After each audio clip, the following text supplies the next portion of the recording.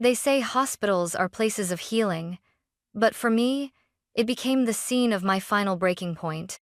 I was still in scrubs, stitches fresh in my side, the antiseptic sting barely fading from my skin, when my father burst through the door. "Pay rent or get out," he shouted, his voice ricocheting off the sterile walls like a punch. I blinked, too stunned to reply. "I said no," I whispered.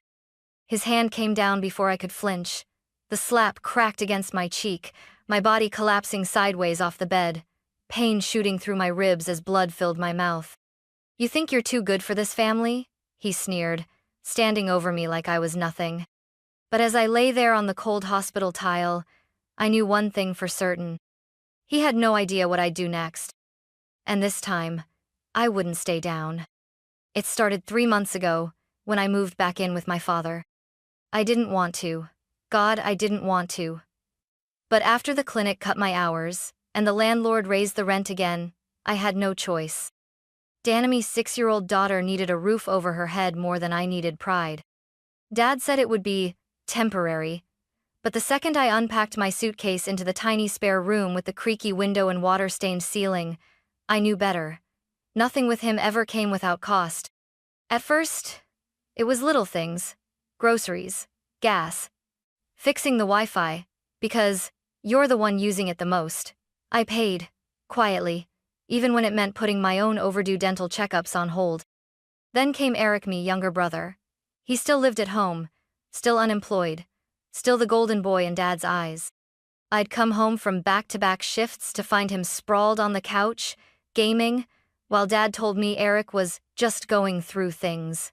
Apparently, depression meant he couldn't work, but it didn't stop him from ordering Uber Eats every day on my card, just until his account's unfrozen. They never asked. They expected. Dad's voice would drop into that heavy tone, the one that used to freeze me as a kid. "Family helps family," he'd say. What he meant was, "You owe us, and we don't owe you anything." Danny picked up on the tension fast. She stopped humming when we got home, started clutching her bunny tighter. Asked me, once, if Grandpa was mad at her too. That night, I cried into my pillow, muffling the sound so she wouldn't hear.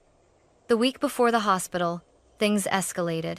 Eric had run up another credit card bill, this one from some crypto mentorship, and Dad told me flat out I needed to cover it. "Don't act like you can't," he growled. "You're working double shifts now." "I'm saving for Danny's inhaler refills," I said quietly. His jaw tightened. "What's more important?" he snapped. "Her lungs or your brother's future?" That was when I realized how far gone they were. The day of the accident, I was headed home after a brutal overnight shift. Rain slicked the roads. I blinked too long at a red light and didn't see the truck turning across my lane until it was too late. The impact sent my car spinning. I woke up on a stretcher, Danny's name the only thing on my lips. The doctors said I was lucky. 6 stitches along my ribs, a sprain in my left wrist, and a bad bruise across my hip. They kept me overnight for observation. The next morning, he walked in. No flowers, no, "How are you?" No check on Danny, just that voice. "Pay rent or get out." And the slap. The bruise on my ribs pulsed every time I breathed. I was discharged with gauze, painkillers, and a warning to rest for at least a week. But how do you rest in a house that doesn't feel safe? When I got back, Dad was in the kitchen like nothing had happened. He didn't mention the slap, didn't acknowledge the bandage under my shirt.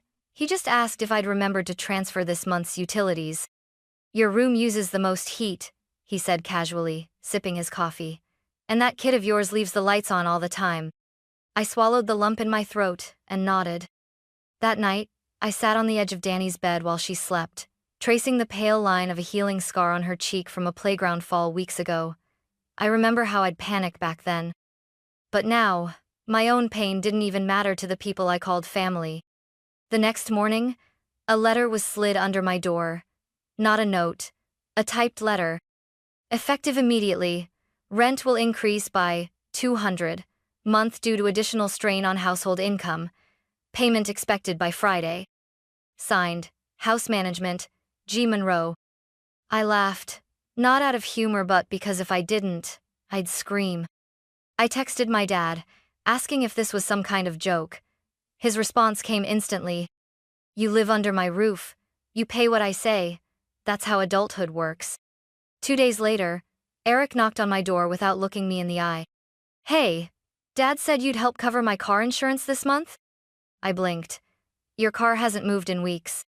He shrugged. Still gotta keep it running. It was like I was the family's ATM, no PIN required. Even Danny noticed. Mommy, she whispered one night as we brushed teeth together. Why does Grandpa only talk nice when you give him money? I couldn't answer her. My throat closed too tightly. But something inside me shifted the next day. Megan, me best friend from nursing school, came by with groceries and a soft blanket. She asked why I hadn't answered her calls. I told her everything, tears spilling before I could stop them. She listened without interrupting, then said, Jessa, you know your mom left you something, right? I froze. She reached into her purse and pulled out an old key. I've been holding this since your mom passed. She said to give it to you when things got too much. My hands trembled as I took the key. It was time to find out what Mom had left behind and if it could finally help me break free. The key was old brass, with a tiny M engraved near the base. I stared at it for hours that night, holding it in my palm like it might whisper the next step. Danny had fallen asleep curled beside me, Bunny tucked under her chin, unaware that something had shifted. My mom had passed 3 years ago. Ovarian cancer. Quiet. Quick. Unfair. She and my dad had divorced long before that, but she never remarried. She lived simply in a small craftsman house left to her by her father. I hadn't been back there since the funeral. Now, I had the key to something she didn't trust anyone else with. Not even me until now. The next morning, I packed a thermos of tea, dropped Danny at school, and drove out to the house.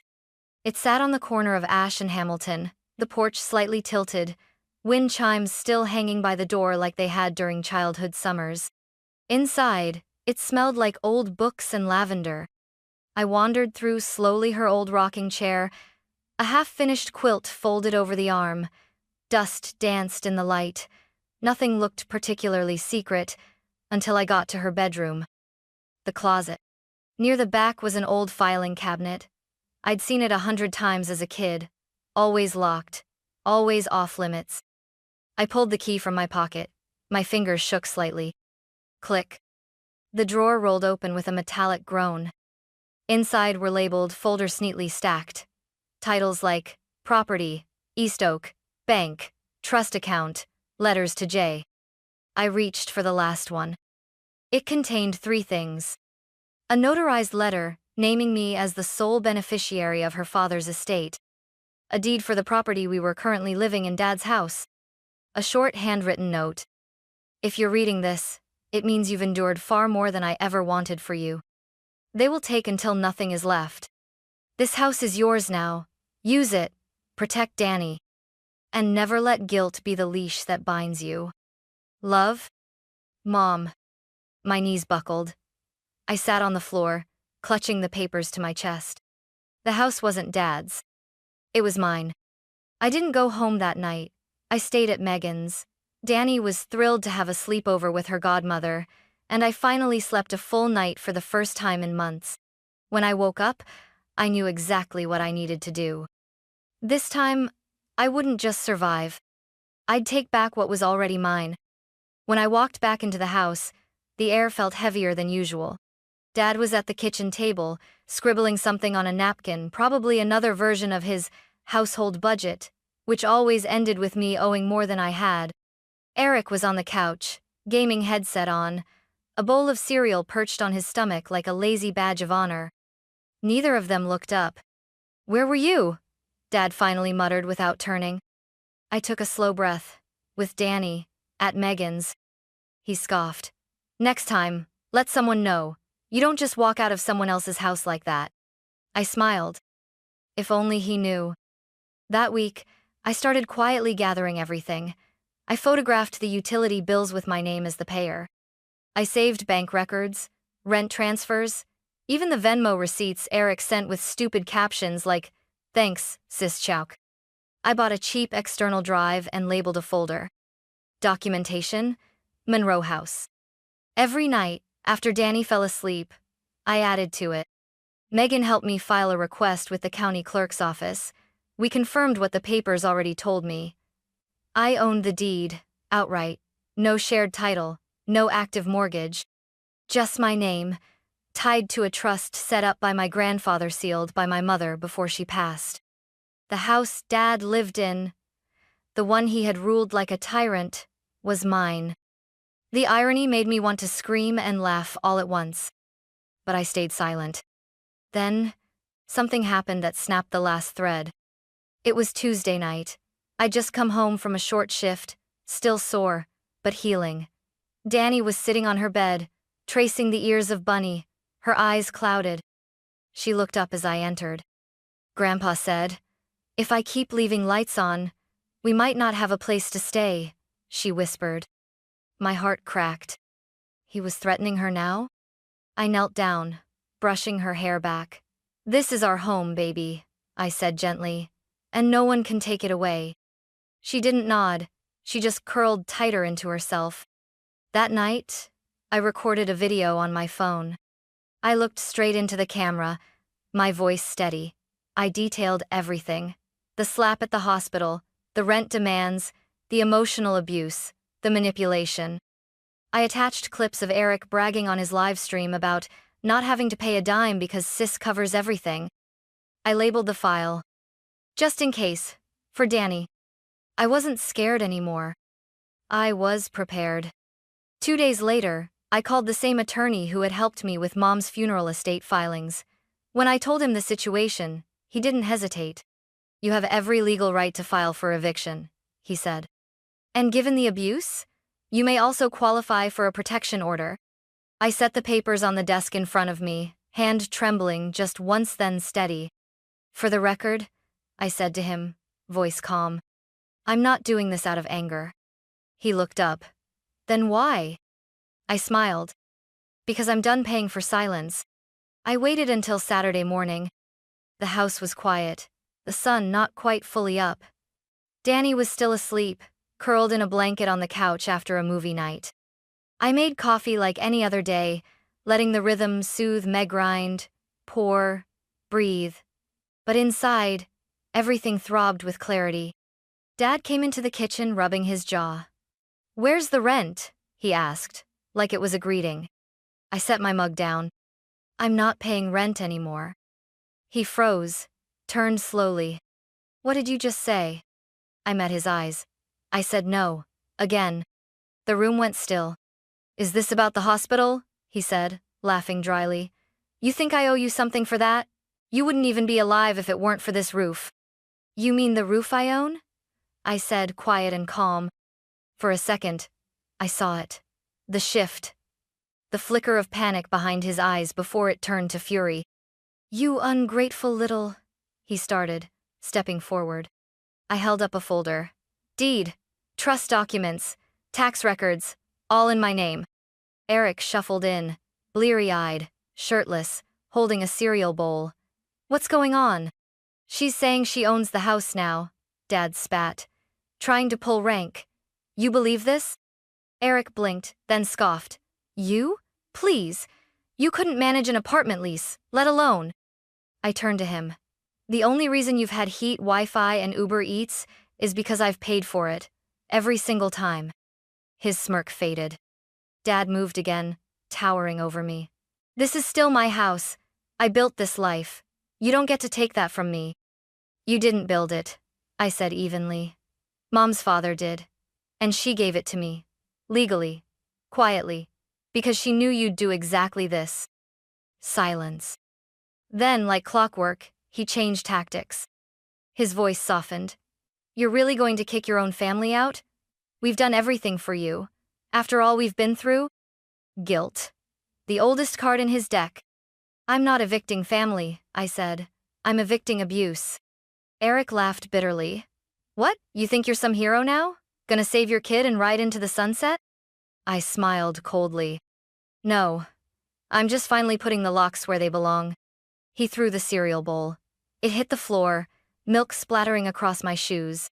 Danny stirred on the couch behind me. Her small voice cracked the tension. "Mom?"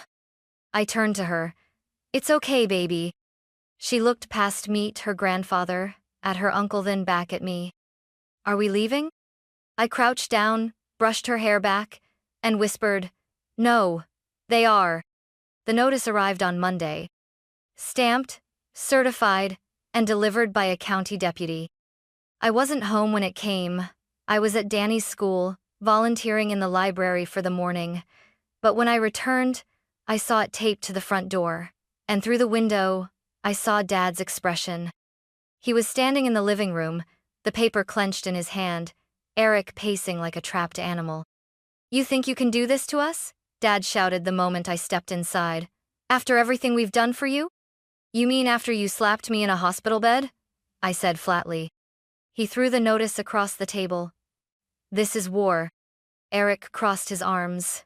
"We're not going anywhere." "You have 30 days, I said calmly. "And you know it." The next day, things got worse. I came home from work to find Val, our elderly neighbor from across the street, waiting by my mailbox. She didn't smile. "Heard you're throwing your sick father into the street," she said sharply. I blinked. "What?" "He told me he's been diagnosed. Something with his lungs. Said you wouldn't even help drive him to appointments." Of course. I went inside to find Dad hunched dramatically on the couch, a tissue in his hand, wheezing just loudly enough to be heard through the walls. Eric was nowhere in sight, but I knew he was working the online angle, probably spinning a sob story to his gamer friends about how his heartless sister was evicting him and their ailing father for no reason. I could feel the walls tightening. That night, the doorbell rang. Leah from 3 houses down stood there with her phone. "Hey," she said awkwardly. I just wanted to show you something." She held up a video, shaky but clear. Dad yelling at me in the hospital. The slap. My body hitting the floor. Danny screaming. I hadn't realized she'd been there. Hadn't even known she worked part-time as a tech in that wing. "I sent this to myself before it got wiped from the hospital's internal system," she said quietly. "I didn't know when or how to give it to you, but I thought you might need it." My hands shook as I took the phone. Proof. Unfiltered. Unquestionable. I looked up at her. "Thank you," I whispered. She just nodded. "If he tries to pull any more stunts, you won't be alone." Inside, Danny sat at the table, coloring silently. I knelt beside her. "We're doing the right thing," I said softly. She looked at me, then back at her, drawing 2 figures holding hands in front of a small house, a sun overhead. And this time, she smiled. The eviction was set for Friday morning. I woke up before the sun, my nerves buzzing like wires in my chest. Danny was still asleep, her arm curled around Bunny, the early morning light tracing soft gold across her cheeks. I kissed her forehead, whispered, "Today's the day," and stepped into the hallway. Dad was already pacing in the kitchen. He saw the clipboard in my hand and sneered. "You really think the cops are going to make me leave my house?" I didn't answer. Because I didn't need to. By 9:00 a.m., the county deputy pulled up to the curb, calm, professional, clipboard in hand. Leah was out on her porch, arms crossed, phone in hand. Val peered through her curtains. I stood at the front steps, my heart hammering, but my face calm. Dad exploded the moment the deputy stepped foot onto the walkway. "You're letting her throw her father into the street. You should be arresting her for elder abuse." The deputy didn't flinch. "Mr. Monroe, this is a lawful eviction. You've been served. Today is the deadline. You are required to vacate the premises." Eric appeared behind him, hair a mess, hoodie half-zipped. "You're making a huge mistake, Jess. No one's going to believe you." I held up a flash drive. "They already do." I plugged it into the deputy's tablet. He watched for a few moments, the slap, the scream, the video Leah had recovered, and nodded. "That's more than enough." Dad stepped forward, but the deputy blocked him. "Sir, if you continue to escalate, you'll be detained." Eric glared at me. "You think this is justice? This is revenge." "No, I said. This is freedom. Neighbors had started to gather curious eyes from porches and sidewalks. Val finally stepped out of her house, her arms folded. You could have worked this out quietly, Jessa, she said coldly. Family isn't something you throw away. I met her gaze. Family doesn't slap you in front of your child while you're bleeding in a hospital bed. Silence. Someone across the street muttered, Wait, what? I stepped up onto the porch, papers in hand. This house was left to me by my mother. My grandfather owned it. My name is on the deed. And for years, I paid for this entire household while being insulted, ignored, and physically assaulted. That ends today. Dad looked around, chest heaving, eyes searching for sympathy. None came. He pointed at Danny, who now stood beside me. You're ruining her life. And then, Danny spoke. Her voice was soft, but it pierced the morning like a bell. You hurt my mom. That's what ruined it. Dad opened his mouth, but no sound came out. Eric stared at her like she was a ghost. And for the first time, I saw it the moment they realized they had lost. Not just the house, but control. The deputy handed me a final form, confirming possession. Ma'am, he said, the property is yours, uncontested. Dad's shoulders slumped. Eric dropped his duffel on the porch. They were out. The house was ours. As they walked down the steps, Dad turned one last time. You'll regret this. I looked at him and said, No, I regret letting it go on this long. Danny reached for my hand as we closed the front door behind us. She looked up. We're safe now? I bent down, kissed her forehead. Yes, baby, we are. We moved 2 weeks later. I didn't want to stay in the house, even if it was legally mine. The walls still echoed with shouting, the floorboards still creaked with memories I didn't want to relive. So I sold it quietly, without ceremony, and used the money for a small rental cottage across town.